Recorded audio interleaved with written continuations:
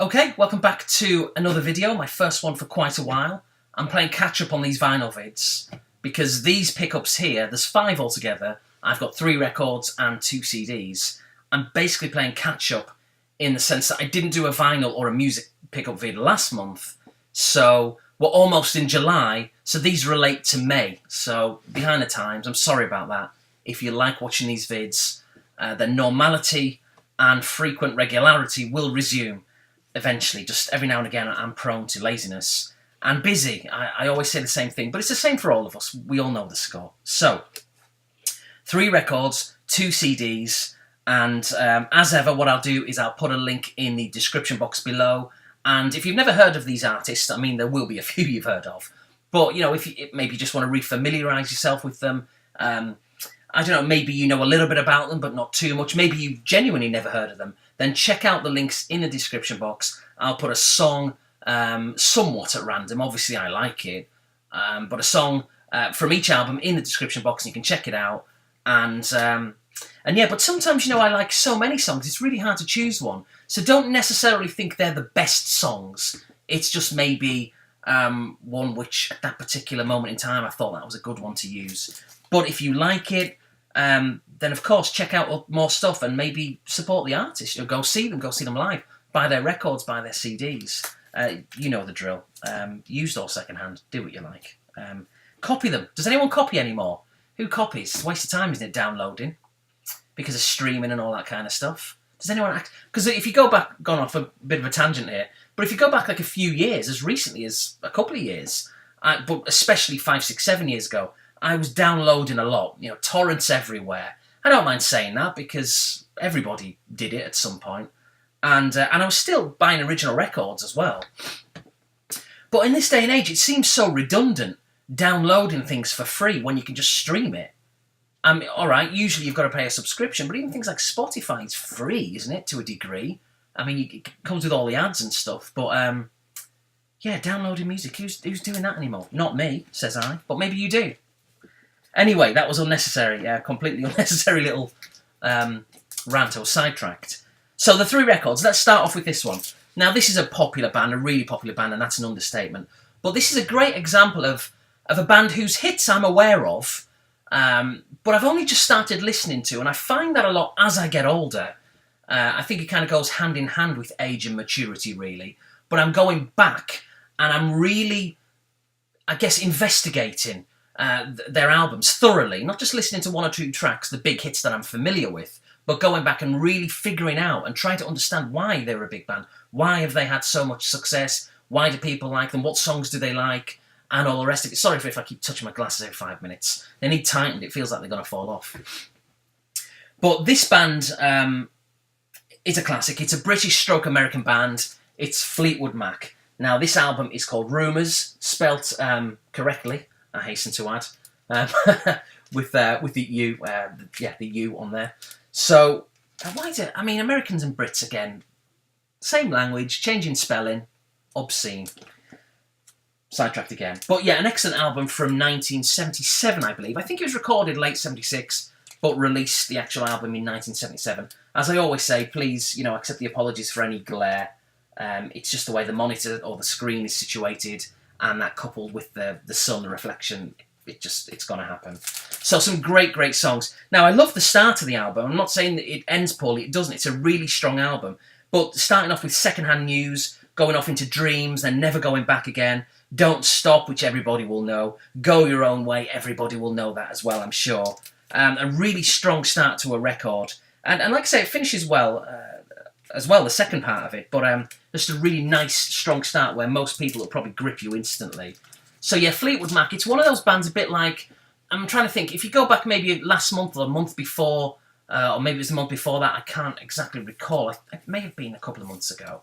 But I showed off a record that I picked up by a band called XTC. Again, a band with a lot of hits, but one that I've only relatively recently started to get into and appreciate and understand.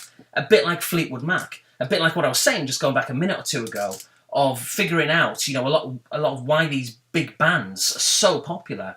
And I'm only familiar with most of their hits. So I've started to listen to a lot of their back catalogue, their discography, and really appreciating them. So as I say, maybe it is one of those things that goes hand in hand with getting older and being a bit more mature. Because I wouldn't have given the likes of Fleetwood Mac or XTC or Pink Floyd's another one who I've relatively recently got into. I wouldn't have given them the time or day back in, like, say, the mid-90s when I was a teenager, or the late 90s when I was a teenager.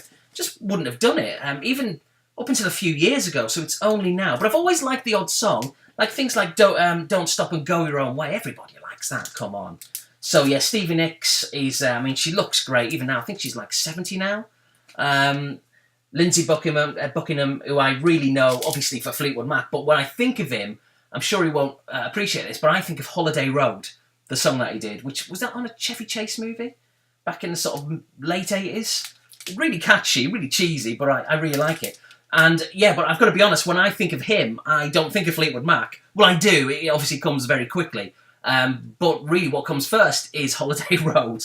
So kind of a backhanded compliment in a way. But yeah, an excellent band, some great songs. And really pleased to have this. So the first ever record, I did have a couple of Fleetwood Mac CDs, if you go back a few years, but I never really listened to them other than the big hits. So now I'm going back to them. Fleetwood Mac Rumors, brilliant album. I'm sure you're aware of them. If not, you must check it out. It's brilliant. Now, another band, this is kind of like the mature pickup vid here. Well, it's going to stop in a second, but this one certainly is. And it's by a guy called Fergal Sharkey. The album is called Wish. It came out in 1988. It was his second solo album. The first one was just called Feargal Sharkey. It was a self-titled debut album that came out, I believe, in 1985. Now, I did show that 1985 solo album, a debut album, self-titled album. It could have been a year or two ago now, but I have got it. And it was on a pickup vid, on a vinyl music pickup vid. And that's really good. I mean, it's got some crackers on there, such as... what the hell do you call it? A Good Heart is one, and my mind's gone completely blank now. Brilliant. A Good Heart and You Little Thief. That was it. Those two in particular I really like. The video to You Little Thief is amazing. Absolutely amazing. The choreography, the beat, the feel-good vibe, although I think the songs are supposed to be a little bit kind of down, really. But it sounds positive anyway. And yeah, just a great song. But that was for that video. You can always go back and check out my old ones if you want.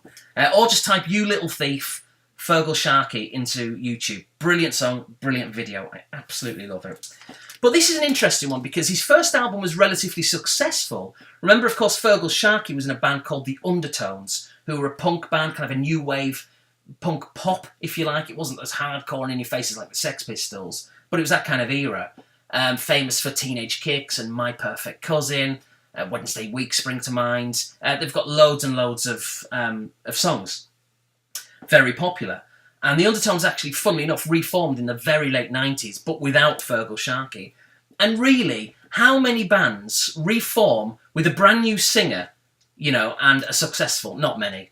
In fact, the only one I can think of off the top of my head who have gone on, and I guess it's arguable, but for me it isn't, it would be AC/DC. You had Bon Scott, and then Brian Johnson. For me, Brian Johnson's way better. I do like Bon Scott, but Brian Johnson, for me, is a brilliant guitarist. He is AC/DC to me, really, but that's quite controversial if you're hardcore about your AC/DC. But anyway, so, yeah, the Undertones they've released a couple of albums with this new singer they've had him for like nearly 20 years now.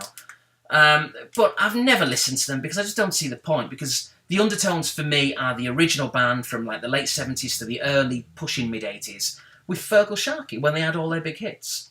So anyway, his first debut album in 85, self-titled Feargal Sharkey album, was pretty successful. This one, not so much, weirdly. And I think the only reason I can put it down to is it's not as accessible in regards to, I touched upon there, like A Good Heart and You Little Thief. They're quite... pop. They're pop songs, really. I mean, this is a pop album, but those are pop songs. They're very radio friendly. They've got a good vibe. They can almost make you want to dance. Not so much with these. They're catchy, but it's more, dare I say, mature. He's taken on a slightly different edge to it. Maybe the songwriting improved, or it got a little bit more serious. There's still some really good songs on here, like More Love is brilliant. Please Don't Believe in Me is really good. Out of My System, If This Is Love, which was a single, I believe, and that's somewhat similar to his debut album stuff. Blue Days is really, really good. So there's some great songs on here, but it just didn't really take off commercially. And after this, he only had one more album, which I think was in 1991, called Songs from the Mardi Gras, if I remember rightly. And that's even more serious. So the 3 albums that he's released are very, very serious, I guess getting more mature with each one, but maybe alienating those earlier pop roots with each album. But they do sound somewhat similar. If you like the first album, I think you'll like this. But I'd say if you were trying to get into Feargal Sharkey, I would start with his first album. I think that's it's a natural kind of evolution of Feargal Sharkey discographies to start with the first and end with the last, really. So, yeah, and Feargal Sharkey, I mean, his last album, like I say, was in 1991 when he was still probably in his early 30s, and then he just retired from making music. He still stayed in the music industry, but he just didn't release anything, which is a shame, because he's got a great voice, a very distinctive voice. And he was in a band as well called The Assembly with Vince Clarke, who's the duo with Andy Bell from Erasure. Very short-lived band called The Assembly, who released, I think, 1 song. And I believe the plan with The Assembly, back in '83, was to release an album. Vince Clarke was going to be doing it, like I say, of Erasure, later formed Erasure, originally Depeche Mode and Yaz and all that kind of stuff. But I think the original plan was to release an album of, say, 10, 12, 15 tracks, and every single song would have a different singer. But they only released, maybe even recorded 1 song, and I think it's called Never Ever, Never Never, or Never Ever, one of the two. And that was the one with Fergal Sharkey. It's a really beautiful but kind of haunting song as well. And it charted, it did well, but that was The Assembly's only song, only ever released song. Maybe their only recorded one, I don't know. And actually, funny enough, speaking of Erasure, Vince Clarke and Fergal Sharkey and The Assembly and that song, they got together on stage in 2011. It's on YouTube, check it out. And they reunited for the first time since '83, I believe. And Fergal Sharkey was just spot on, honestly. Like I say, his vocals are so good, so distinctive, and it's a real shame that he's not releasing music. And he's still young enough. I mean, he's in his very early, late 50s, maybe he's just turned 60. Late 50s, early 60s, so he's still obviously young enough to record some stuff, so he really should.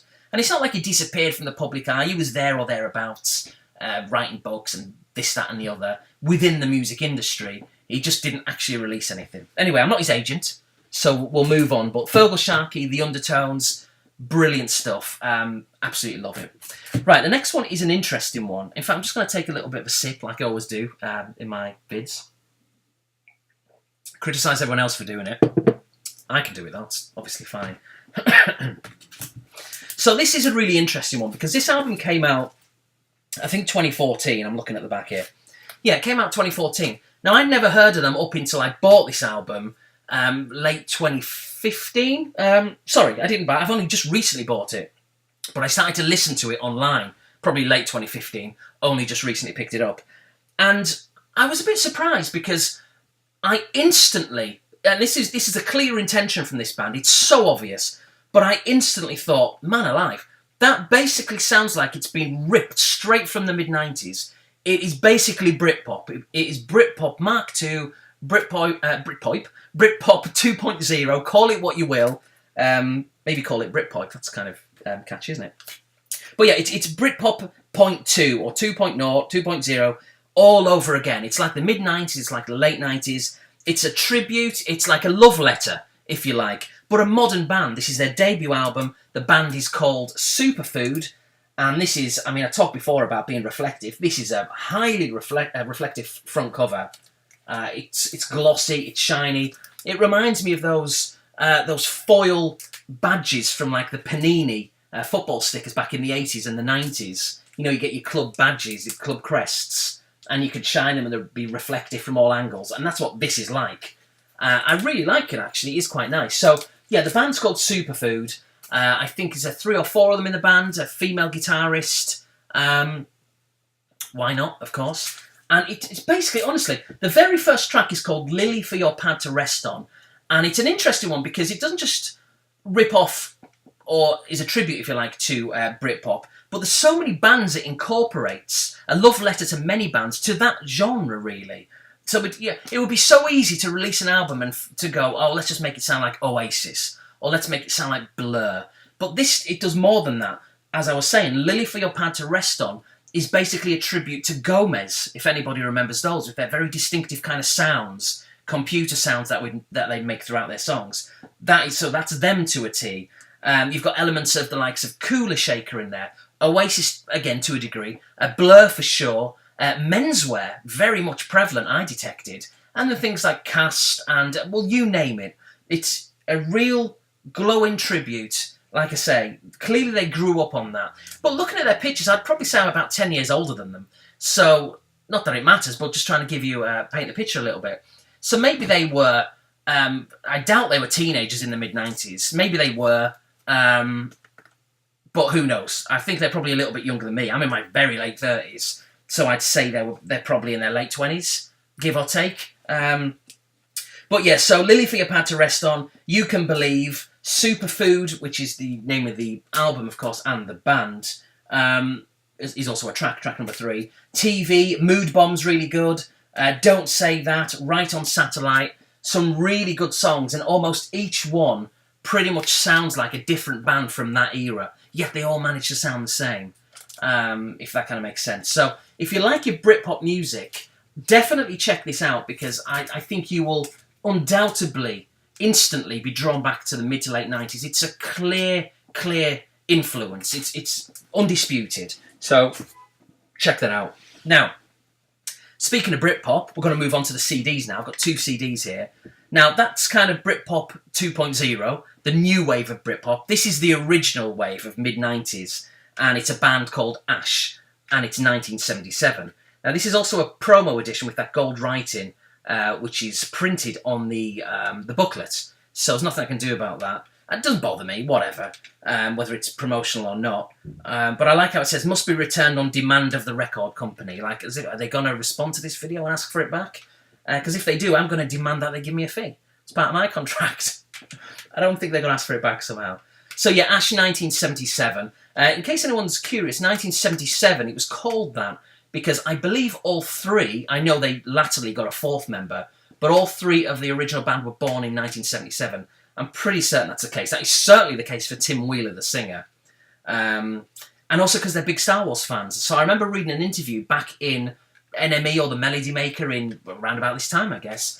And they were saying, well, why are you calling it 1977? And Tim Wheeler was like, well, born in 1977, and I'm a massive Star Wars fan, so 1977. So, yeah, some great songs in here that I can remember like it was yesterday, buying them, like Goldfinger, Girl from Mars. I remember buying Girl from Mars from W.H. Smith's in Bournemouth, a suburb of Bournemouth called Winton. And I bought it on the same day, I think, that I bought a Supergrass single, may have been Lenny, and also Shed 7, Where Have You Been Tonight? I bought them all on the same day, and maybe 1 or 2 others. I just picture it like it was yesterday. It's crazy. So, yeah, there's that. There's Kung Fu. Oh Yeah was a single. Angel Interceptor was a single as well. Pretty certain that was. Wasn't so keen on them. They were okay. But the main ones for me, Goldfinger and Girl from Mars, I'd probably say were the 2 best ones for me personally from that era. So a really good album. Quite throwaway in a sense. I don't think it's particularly memorable as such, but with that said, maybe it's one of those defining albums of the Britpop era. There's many, and I guess you'd probably have to give that. So maybe I was being a bit harsh there. I do like it. I do like Ash. They just wouldn't be one who I'd instantly put at the top of the queue, you know, when I'm kind of reeling off all the names of favourite bands. They'd get a mention, but they'd maybe get a mention like 9th, 10th, 11th, something like that. And then last but not least is a CD. It's a 20th anniversary edition by a band who I had a 20th anniversary edition pickup of their second album 2 months ago on a previous vid. But this one is in Utero, so it's Nirvana, and it folds out as so with the 2 CDs and the booklet. Oops.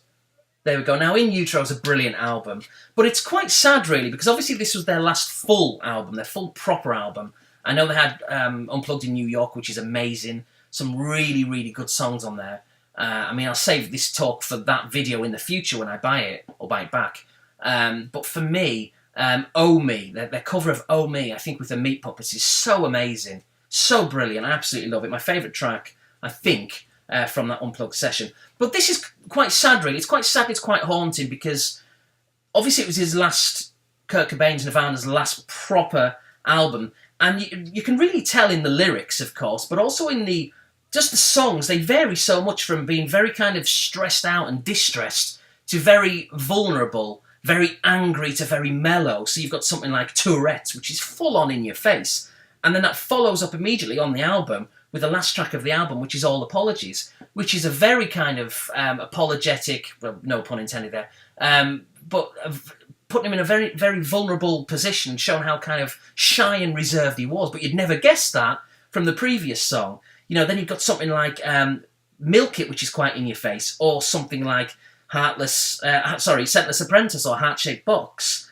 And then you've got something like Dumb or Pennyroyal Tea. So it's a real contrast on this album of someone, i.e. Kurt Cobain, who appears to be saying, you know, like, I don't know, it's almost like a bit of a cry for help in a sense, which is quite sad. Obviously, what happened to him, he was just that way inclined, I guess. Very vulnerable, as I say. It's really sad, but as an artist, very good. And Nirvana are a great band. And speaking, I guess, really of Nirvana, it was Glastonbury, or still is Glastonbury at the moment. And yesterday I was watching, was it yesterday or the day before? I was watching the Foo Fighters, and they were brilliant. I mean, Dave Grohl, as I said on Twitter, as I've said before, is the nicest man in rock. Dave Grohl is the nicest man in rock. He really is. As I also said on Twitter, you take him home to meet your parents, you have a nice cup of tea with him, sit down, chat music. He's just a great guy. I really like him. And he's a very talented guy as well. I mean, if you think about it, to go from being the drummer, you know, in Nirvana, who were off the scale of popular, to then going in the Foo Fighters, who were being off the scale popular, and he was in Queens of the Stone Age as well. I never really got into them, you know, the odd couple of tracks aside. But yeah, he's been in a lot of stuff, and he's so chilled out, and it's just unbelievable. I just think he's a really nice guy. I mean, I don't know him personally, but he comes across that way. He doesn't come across as an idiot. And I thought their performance at Glastonbury, I think it was last night, was just brilliant. Really, really good. And gutted that I wasn't there, really.